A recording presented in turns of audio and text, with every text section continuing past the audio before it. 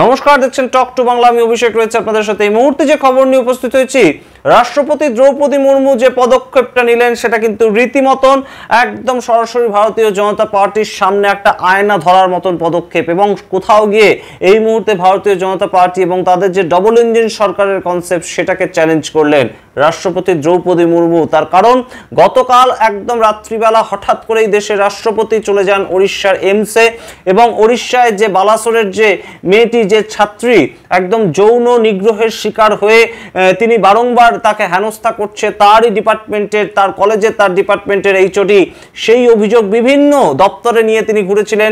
একদম শনিবার দিন অধ্যক্ষের সঙ্গে দেখা করেছিলেন, এবং সেই অধ্যক্ষের সঙ্গে দেখা করার পরেও কিন্তু তিনি কোথাও গিয়ে একটা মানসিক অস্বস্তিতে ভুগছিলেন, অশান্তির মধ্যে ছিলেন। এবং তার ফলস্বরূপ আমরা যেটা সিসিটিভি ফুটেজে যে ফুটেজটা উঠে এসেছে, শিহরণ জাগানো ফুটেজ, সেই ফুটেজটা কিন্তু অদ্ভুতভাবে দেখিয়েছে যে মহিলা যে ছাত্রী সে নিজের গায়ে আগুন লাগিয়ে দিয়েছে প্রতিবাদ দেখানোর জন্য। এবং সেখান থেকেই কিন্তু রীতিমতন সারা দেশ জুড়ে এই মুহূর্তে ঘটনাটা রীতিমতন নিন্দা শুরু হয়েছে যে উড়িষ্যায় যেখানে ডবল ইঞ্জিন সরকার চলছে সেখানে একজন ছাত্রী এইভাবে তাকে যৌন হেনস্থার শিকার হতে হলো। এবং বিভিন্ন দপ্তরে তার যে অভিযোগ সেটা জানিয়ে কলেজের মধ্যে তার সহপাঠীদের নিয়ে এই যে এইচওডি তার বিরুদ্ধে বিভিন্নভাবে প্রতিবাদ তিনি জানিয়েছিলেন। তিনি থাকা অবস্থায় কিন্তু কোনোভাবেই কিন্তু সেই কলেজ কর্তৃপক্ষ তার কোনো প্রতিবাদে কিংবা তার কোনো অভিযোগে আমল দেয়নি, এবং সেই ঘটনার পরিপ্রেক্ষিতে একদম গায়ে আগুন জ্বালিয়ে একদম তার প্রাণ ত্যাগ করলেন সেই ছাত্রী। এবং সেই জায়গা থেকেই একদম সোমবার রাত্রিবেলা যখন দেশের রাষ্ট্রপতি একদম এইমসে পৌঁছালেন তার পরিবারের সঙ্গে দেখা করতে, ছাত্রী তখনও পর্যন্ত বেঁচে ছিলেন, তার সঙ্গে দেখা করতে, তারপর থেকে কিন্তু এটা রীতিমতন একটা গুরুগম্ভীর চর্চার বিষয় হয়ে উঠেছে। এবং রাহুল গান্ধী, বিরোধী দলনেতা, তিনি টুইট করেছেন, এবং তার সঙ্গে কংগ্রেসের পক্ষ থেকে এবং বিজেডির পক্ষ থেকে, নবীন পট্টনায়কের দলের পক্ষ থেকে কিন্তু বারংবার উড়িষ্যার যে ডবল ইঞ্জিন সরকার তাদেরকে কিন্তু ভৎসনার মুখে পড়তে হচ্ছে। সেই সমস্ত খবর ডিটেলস বলবো আপনাদের, তার আগে অবশ্যই টক টু বাংলা ইউটিউব চ্যানেলটিকে সাবস্ক্রাইব করে দিন। এই ভিডিও শেষ অবধি দেখুন, অত্যন্ত গুরুত্বপূর্ণ এই ভিডিও।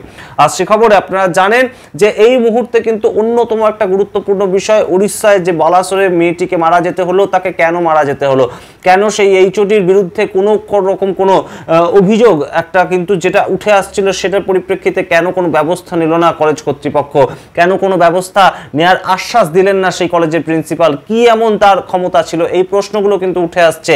এবং যে সবচেয়ে গুরুত্বপূর্ণ বিষয়টা, যে মেয়েটি যখন একদম কলেজের প্রিন্সিপালের সঙ্গে দেখা করতে গিয়েছিল তার পরবর্তীতে এমন কি ঘটনা ঘটলো যাতে তাকে একদম সরাসরি গায়ে আগুন দিয়ে মারা যেতে হলো। এবং সেই ঘটনা কিন্তু ইতিমধ্যেই একদম চাঞ্চল্য ফেলে দিয়েছিল সারা দেশ জুড়ে। এবং ইতিমধ্যেই রাষ্ট্রপতি তার সঙ্গে দেখা করে, তার বাড়ির লোকের সঙ্গে দেখা করার পরেই কিন্তু তার যা খবর সূত্র মারফত তিনি 11:44 সোমবার রাত্রিবেলা প্রাণ ত্যাগ করেছেন। এবং অনেক চেষ্টার পরেও কিন্তু তাকে বাঁচানো যায়নি।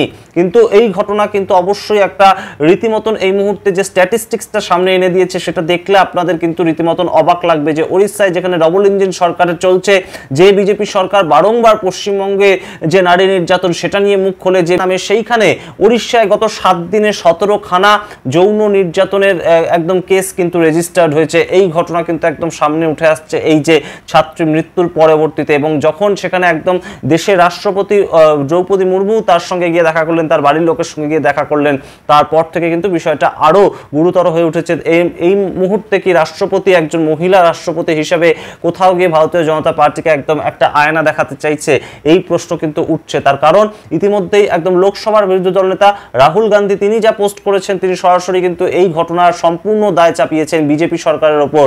এবং তিনি একদম কোট আন কোট লিখছেন, ওড়িশায় ন্যায় বিচারের জন্য লড়াই করে মেয়ের মৃত্যু সরাসরি হত্যা বিজেপি ব্যবস্থার দ্বারা, কোট আন কোট প্রথমেই এই কথা লিখছেন। তারপর তিনি লিখছেন, যৌন নির্যাতনের বিরুদ্ধে আওয়াজ তুললেন সেই সাহসী ছাত্রী, কিন্তু বিচারের পরিবর্তে তাকে বারবার হুমকি, হয়রানি এবং লাঞ্ছিত করা হয়। অর্থাৎ তিনি অভিযোগটা নিয়ে গিয়েছিলেন, কিন্তু তাকে সেই অভিযোগের পরিপ্রেক্ষিতে কোনো ব্যবস্থা তো নেওয়াই হয়নি, বরঞ্চ তাকে কিন্তু সম্পূর্ণ আরও হুমকি দেওয়া হয়, আরও তাকে দমিয়ে দেওয়ার চেষ্টা করা হয়, তেমন কথাই লিখছেন রাহুল গান্ধী। তার পরবর্তীতে তিনি লিখছেন, প্রতিবারের মতো এবারও বিজেপি ব্যবস্থা অভিযুক্তদের রক্ষা করে একটি নিষ্পাপ মেয়েকে জোর করে আগুন জ্বালাতে বাধ্য করলো। এটা আত্মহত্যা নয়, এটা সিস্টেম কর্তৃক সংগঠিত হত্যা। অত্যন্ত গুরুতর অভিযোগ তুলছেন দেশের বিরোধী দলনেতা রাহুল গান্ধী, লোকসভার বিরোধী দলনেতা রাহুল গান্ধী। তারপর তিনি বলছেন, মোদিজি, ওড়িশা হোক বা মণিপুর, দেশের মেয়েরা জ্বলছে, ভাঙছে, দম বন্ধ করছে, আর তুমি চুপ করে বসে আছো। দেশের তোমার নিরাপত্তা নয়, উত্তর দরকার, ভারতের মেয়েদের নিরাপত্তা ও ন্যায় বিচারের দরকার। অত্যন্ত গুরুতর অভিযোগ তুলছেন রাহুল গান্ধী, লোকসভার বিরোধী দলনেতা। এবং তার সঙ্গে যে ছবিটা আরো উঠে আসছে, উড়িষ্যায় গত 1 বছর ধরে বিজেপি সরকার চলছে, কিন্তু উড়িষ্যা সরকারের বিরুদ্ধে কেন বারংবার বিভিন্ন ধরনের অভিযোগ উঠছে। কখনো কয়েকদিন আগেই আমরা দেখতে পেয়েছিলাম যে উড়িষ্যার গভর্নমেন্টের আন্ডারে একদম সরাসরি 400 জন বাঙালিকে আটকে রাখা হয়েছে, তারা বাংলা ভাষায় কথা বলেন বলে। সে একই জায়গায় আমরা দেখলাম উড়িষ্যায় গত 7 দিনে 17টা মহিলাদের নারী নির্যাতনের কেস রেজিস্টার্ড হয়েছে, এবং এই মেয়েটিকে বালাসোরে একটি মেয়েকে একদম মারা যেতে হলো, সিস্টেম তার কথা শুনলো না বলে, সিস্টেম তার অভিযোগ শুনলো না বলে।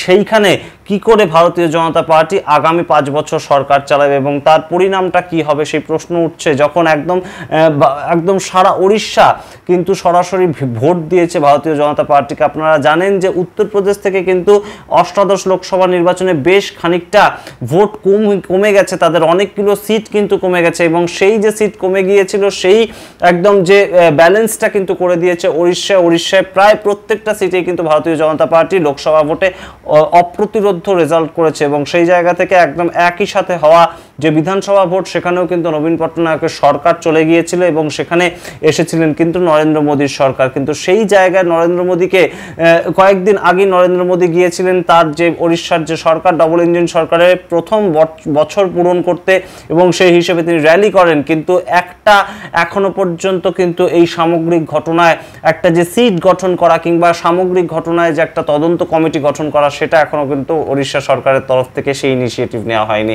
আপনারা সামগ্রিক ঘটনাটা শুনলেন, এবং এই মুহূর্তে রাষ্ট্রপতি যাওয়ার পর থেকে অবশ্যই একটা দূরত্ব কিন্তু কেন্দ্রীয় সরকারের সঙ্গে রাষ্ট্রপতির তৈরি হয়েছে, তেমনই কিন্তু মনে করছেন ওয়াকিবহাল মহল। এবং অবশ্যই একজন মহিলা রাষ্ট্রপতি এই ধরনের একজন নারী নির্যাতনের ঘটনায় একদম তার পরিবারের সঙ্গে গিয়ে দেখা করা, এই রকম ঘটনা কিন্তু বিরল। এই রকম যে নিদর্শন, সেটা কিন্তু সাধারণত সারা দেশ জুড়েই কোথাও দেখা যায় না। একদম রাষ্ট্রপতি সরাসরি মেয়েটি যেখানে আছে, মেয়েটি যেখানে এতদিন ভর্তি ছিল, সেইখানে গিয়ে দেখা করলেন এইমসে। সেখানে যাওয়ার পর থেকেই কিন্তু একদম ভারতীয় জনতা পার্টি পরিচালিত সরকারকে আরও কোণঠাসা করছে একদম কেন্দ্রের যারা বিরোধী দল আছেন, এবং অবশ্যই আইএনডিআই জোটের সমস্ত দল। এবং বিভিন্ন রাজ্যে যখন অন্যান্য বিরোধী দল দ্বারা পরিচালিত যে রাজ্যগুলো, সেখানে যখন নারী নির্যাতন হয়, তখন যেভাবে ভারতীয় জনতা পার্টির বিভিন্ন নেতারা মুখ খোলেন, এখন কোনোভাবেই তারা কেন মুখ খুলছেন না সেই প্রশ্ন কিন্তু উঠছে। সেটা সেন্ট্রাল গভর্নমেন্টের বিজেপির তরফ থেকে হোক কিংবা একদম উড়িষ্যা গভর্নমেন্টের তরফ থেকেই হোক না কেন, এখনো পর্যন্ত কোনো তদন্ত কমিটি গঠন করা হচ্ছে না সেই প্রশ্ন উঠছে। এবং অবশ্যই আইএনডিআই জোটের পক্ষ থেকে এবং বিজেপি দলের যে ছাত্র সংগঠন, তাদের পক্ষ থেকে কিন্তু এই ঘটনার পরিপ্রেক্ষিতে একদম সিবিআই তদন্ত দাবি করা হয়েছে। আপনারা সামগ্রিক ঘটনায় কি মনে করেন অবশ্যই কমেন্ট বক্সে কমেন্ট করে জানান। দেখতে থাকুন টক টু বাংলা। অবশ্যই টক টু বাংলা ইউটিউব চ্যানেলটিকে সাবস্ক্রাইব করে দিন। ধন্যবাদ।